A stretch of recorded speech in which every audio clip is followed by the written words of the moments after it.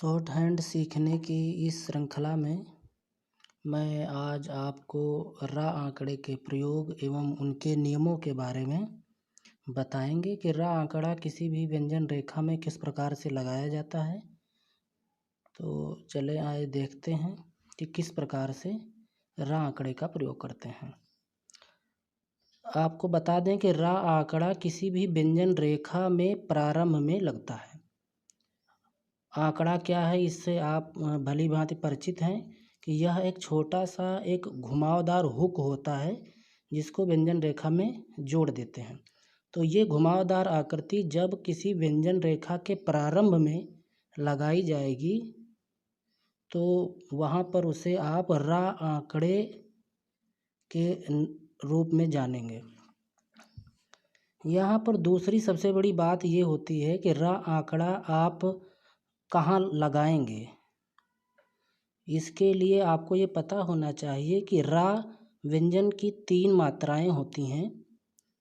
पहला नीचे वाला रा, जिस भी शब्द में नीचे वाला रा लगा हुआ होगा वहाँ पर आप रा आंकड़े को लगा सकते हैं। जैसे क्रिया, यहाँ पर आप रा आंकड़े का प्रयोग कर सकते हैं। क्रय, प्रताप, ट्रक, ये ऐसे शब्द हैं जिसमें रा आंकड़े युक्त संयुक्त व्यंजन है।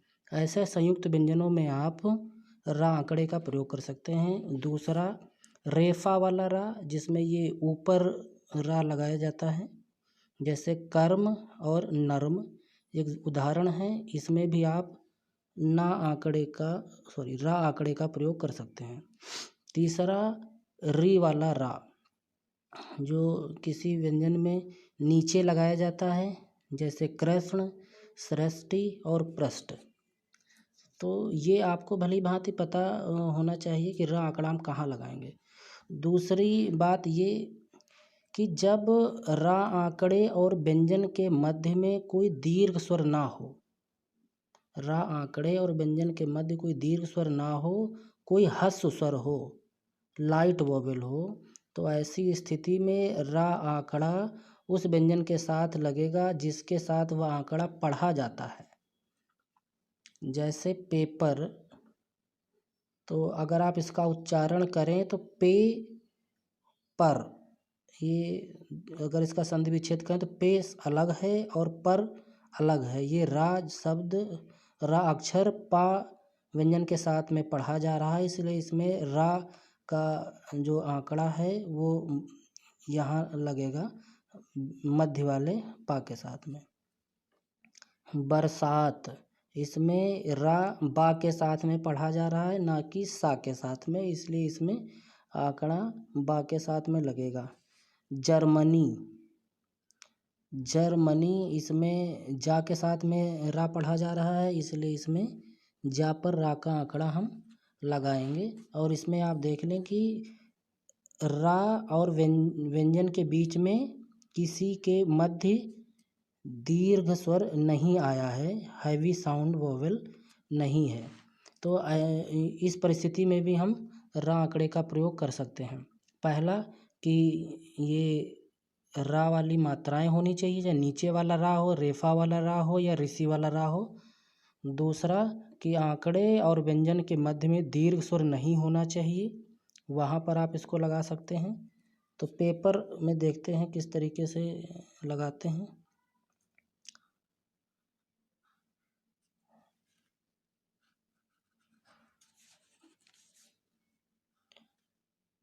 पे पर,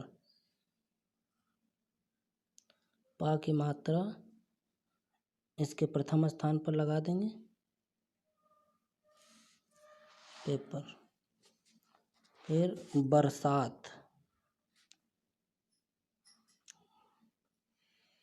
बर सा और सा को सर्किल से बनाएंगे और ता का पूरा यहाँ पर लगाएंगे।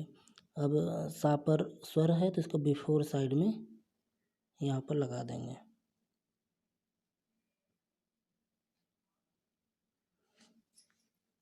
इसके बाद में जर्मनी,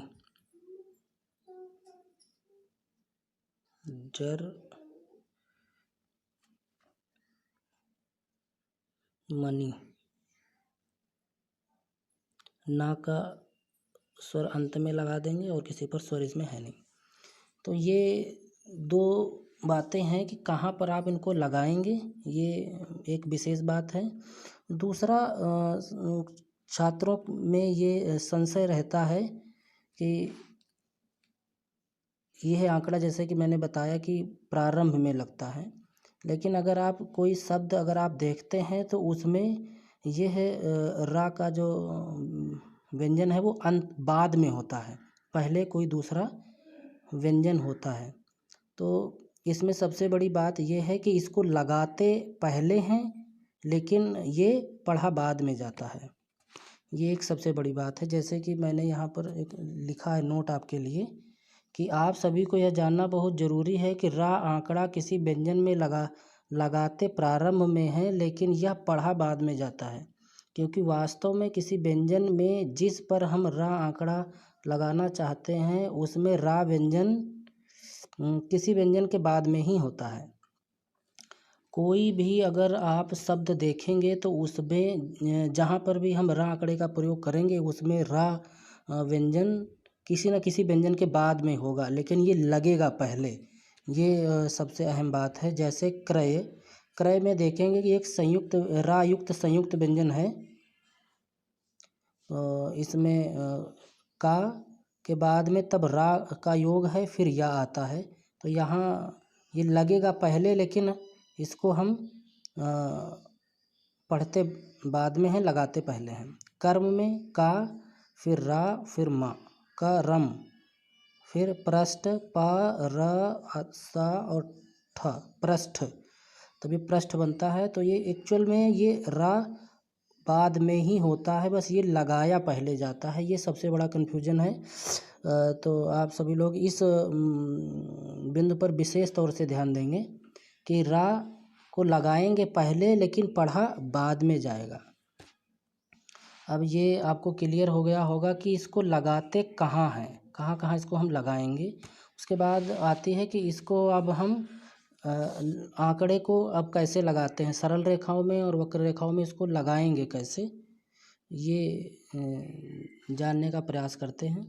तो सरल रेखाओं में यह आंकड़ा प्रारंभ में घड़ी के घूमने की दिशा में लगाया जाता है, ये क्लॉकवाइज लगाएंगे। जैसे कर्म कर्म, तो ये घड़ी के घूमने की दिशा है, तो इसमें लग करके माँ बना देंगे तो कर्म हो जाएगा।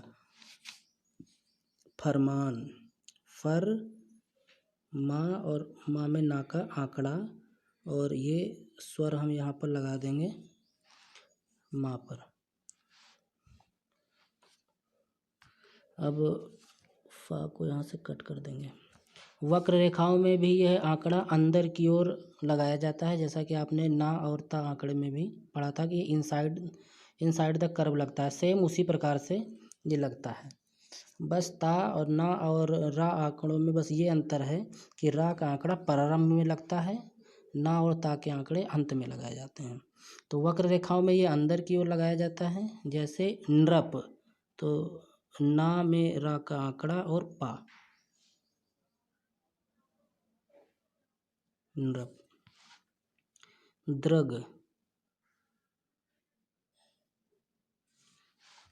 धर्म, श्रम, दर्शन। यहाँ पर दा में रा का आंकड़ा सर्किल, सा को सर्किल से और ना बना देंगे। तो इस प्रकार से ये हम यहाँ पर आपको मैंने रा आंकड़े को लगाने के नियमों के बारे में बताया, और आशा करता हूँ कि आपको समझ में भी आया होगा। इसलिए अगर कहीं पर अगर कोई डाउट है, कोई समस्या है, तो वीडियो को पॉज करके फिर इन नियमों को अच्छी तरीके से पढ़ें, उसके बाद में एग्ज़ाम्पल में इनको लगाने का प्रयास करें। अगर कहीं पर कोई समस्या आती है तो अपनी समस्या को शेयर करें। ओके, मिलते हैं अगली वीडियो में।